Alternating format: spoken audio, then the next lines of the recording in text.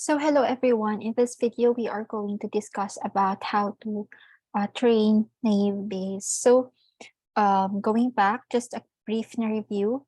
In order for us to compute for the final na class, we choose the one that has the highest the class which has the highest product of two probabilities, the prior as well as the likelihood of the document word given the class, right? So we have these parameters or these probabilities that we need to compute.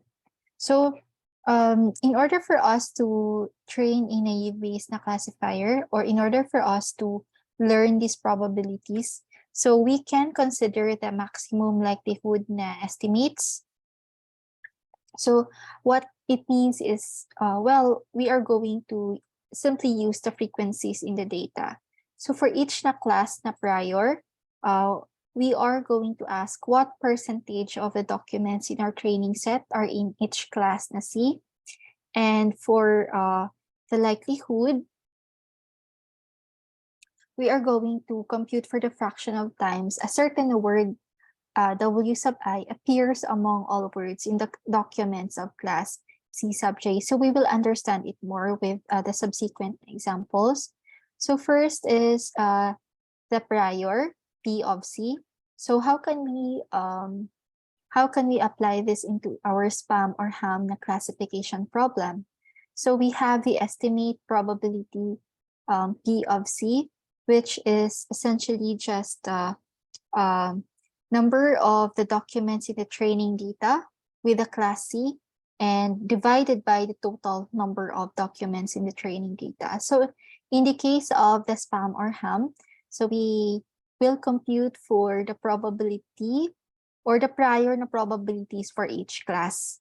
Okay, so the probability that the email is ham, that would be equal to the number of ham na emails divided by the total number of emails. Okay, and to compute for the probability that prior probability for class na spam, so we have P of C or P of spam equals the number of spam na emails divided by the total number of emails. So again, these numerators are the number of spam or how many emails in the training set, and the denominator, which is the same for these two na probabilities, is the total number of documents or emails. And now to compute for the likelihood, so we have the probability of each na word occurring given the class, right? So if it is equal to the fraction of times the word I appears among all the words in the document. Okay, so applying that into the spam or ham classification, suppose we have a certain word and then P of the word given that it is spam or that it appeared in the spam na category. So that will be equal to the number of times the word appeared in the spam na dictionary divided by the total number of words in the spam na messages. And the probability that the word I appeared given that it is a ham ni email is equal to the number of times the word appeared in the ham na dictionary divided by the total number of words in the ham na messages. Okay, so note that these denominators, are not equal to the number of spam or ham na messages, and it's not also equal to the total number of unique words in the spam or ham messages. So we basically sum up all the occurrences of a word in a certain class or dictionary. Okay, so the problem only with the maximum na likelihood is that let's say we have not seen the word na fantastic in any of the training documents. So, and classified in the class na positive or thumbs up. Okay, so what would be the probability that the word fantastic occurred given that it is positive? However, again, the fantastic na word has not been in the training set. Okay, it was not previously seen in the training na data. So its probability will be equal to 0. And the 0 probabilities cannot be conditioned away no matter the evidence. So um, since we have this formula for estimating this plus, so multiplying the prior as well as the likelihood.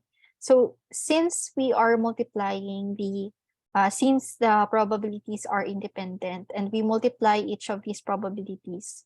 So if only one word that appeared is not found in the training, the whole na probability would result to 0. Okay, so even if other words have their own probabilities, still this whole equation will result to 0. It would basically disregard probabilities for other words.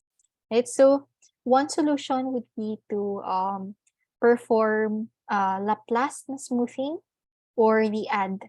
This original na formula for computing the likelihood.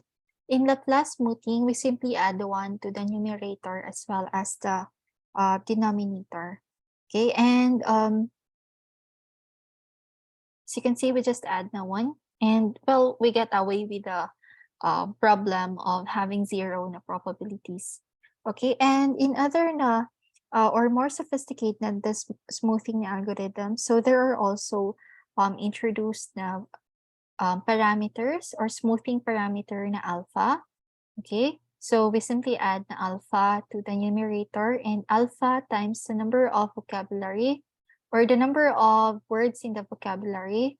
Okay, and assuming that the alpha is equal to 1, so we have the original na formula for computing the likelihood, and we just add +1 to the numerator and plus the number of unique words in the vocabulary in the denominator.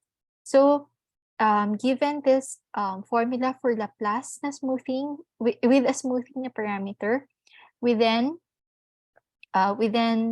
modify our previous na formula for computing the likelihood for the P of word given the spam and P of word given the ham by adding the smoothing na parameter and the number of words in the vocabulary.